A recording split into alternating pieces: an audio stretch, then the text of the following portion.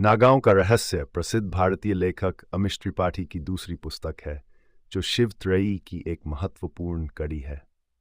यह उपन्यास प्राचीन भारतीय इतिहास, संस्कृति और धर्म पर आधारित है, जिसमें शिव को एक नायक के रूप में दिखाया गया है जो बुराई के खिलाफ लड़ता है।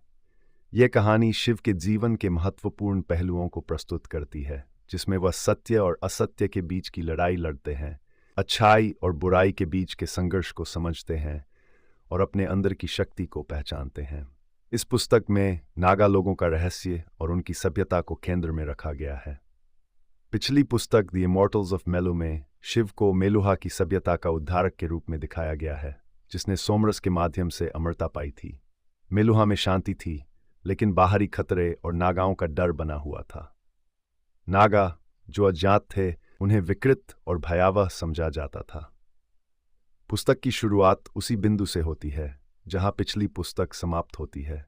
शिव को एक बार फिर एक गहरे रहस्य का सामना करना पड़ता है। उसे यह समझना होता है कि नागा कौन है और उनके इरादे क्या हैं। शिव और उनके साथी मेलुहा में एक नई यात्रा पर निकलते हैं ताकि नागाओं के पीछे की सच्चाई का पता लगाया जा सके।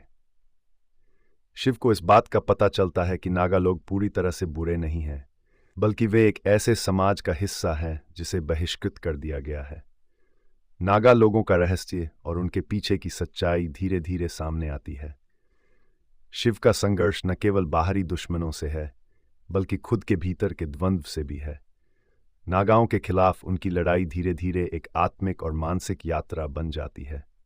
शिव को यह जानने का प्रयास करना होता है कि वास्तव में बुराई किसमें है और कौन उसका शिकार है।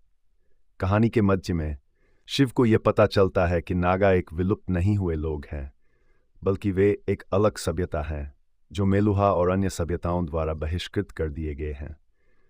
नागा लोग विकृत होते हैं, लेकिन यह विकृति प्राकृतिक नहीं होती, बल्कि इसका कारण एक दुष्ट शक्ति होती है। शिव को यह पता चलता है कि नागाओं के रहस्य के पीछे एक बहुत बड़ा षड्यंत्र छिपा हुआ है, जो पूरी सभ्यता को खतरे में डाल सकता है। शिव को नागाओं का सामना करना होता है और उनकी सच्चाई को उजागर करना होता है। कहानी में आनंदमयी नाम की एक महत्वपूर्ण पात्र का प्रवेश होता है, जो नागा समुदाय की प्रमुख सदस्य होती है। आनंदमयी का शिव के जीवन पर गहरा प्रभाव पड़ता है और वह शिव को नागाओं के प्रति एक नया दृष्टिकोण देती है। सत्य की खोज। शिव की यह यात्रा केवल नागाओं के रहस्य को सुलझाने की नहीं है, बल्कि यह उनकी आत्मिक और मानसिक यात्रा भी है। शिव को यह समझना होता है कि सत्य और असत्य के बीच की रेखा क्या है और अच्छाई और बुराई के बीच का अंतर क्या है। शिव को यह भी पता चलता है कि नागा लोग अपने आप में बुरे नहीं हैं, बल्कि उनके साथ अन्याय हुआ है और उन्हें समाज से बहिष्कृत किया गया है।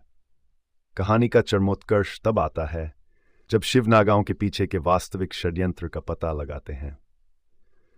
उन्हें यह समझ में आता है कि नागाओं का वास्तविक शत्रु कोई और है और उन्हें उस दुश्मन से लड़ना होगा जो उनके पीछे छिपा हुआ है।